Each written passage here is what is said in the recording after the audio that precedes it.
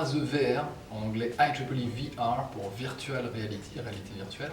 C'est la plus grande conférence internationale scientifique sur les technologies immersives, donc les technologies de réalité virtuelle, de réalité augmentée, de réalité étendue, la XR ou la VR. Donc tous les chercheurs, les académiques et les chercheurs industriels du monde entier viennent partager, échanger dans cette conférence internationale.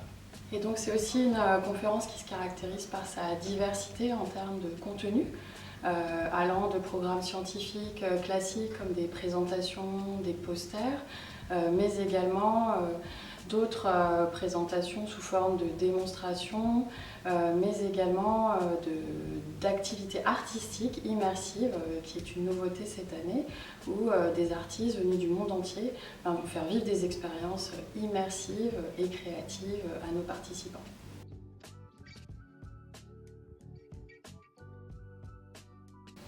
Donc effectivement, Saint-Malo, on a eu un gros coup de cœur. Alors non seulement c'est vrai que c'est une ville chargée d'histoire, c'est une ville qui est ouverte sur la mer. Hein. Donc c'est vrai que par rapport à la communauté, l'ouverture d'esprit, c'était aussi une valeur importante pour nous. Ensuite, d'un point de vue pratique, tout se fait à pied. Donc nos participants vont aller facilement du centre de conférence à leurs hôtels, au lieu de restauration. Et effectivement, c'est très proche de la gare, donc ça va aussi faciliter les déplacements. Ouais, et pour revenir sur ce que tu disais au début, moi j'ai bien aimé aussi l'analogie que tu avais trouvée aussi sur le côté explorateur des mers. Donc, il y a un côté explorateur marin qui est associé à la ville de Saint-Malo. Et les chercheurs, c'est un peu les explorateurs d'aujourd'hui. Les chercheurs en informatique vont explorer, en ce qui nous concerne, des mers virtuelles, des mers numériques ou digitales. Donc il y avait une belle analogie ici.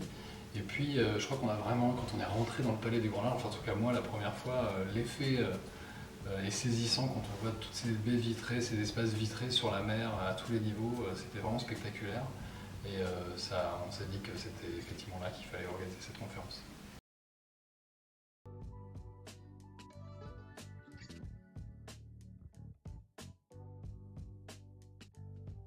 Alors on est encore un petit peu dans la conférence là, donc c'est difficile de prendre du recul, mais les premiers retours sont extrêmement positifs. Les participants ont tous un effet waouh quand ils rentrent dans la rotonde de Jacques Cartier par exemple, où on a installé une aire un petit peu tranquille, on peut se reposer, on peut prendre des photos.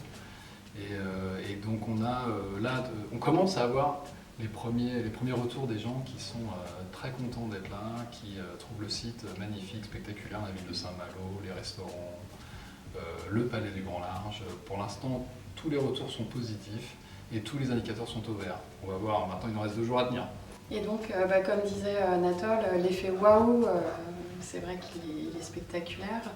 Et puis c'est vrai que ces grandes salles aux vitres qui donnent sur la mer, c'est quand même un atout incroyable. Et contrairement aux conférences qui se déroulent dans les grands hôtels sans fenêtres, c'est vrai qu'on voit que les gens finalement ils sont apaisés et vraiment prêts à la discussion scientifique. Ouais. J'ai même prêté mon short de jogging à un chercheur allemand qui n'en avait pas et qui a pu faire son jogging sur la plage du Sillon là, ce matin, il était très content.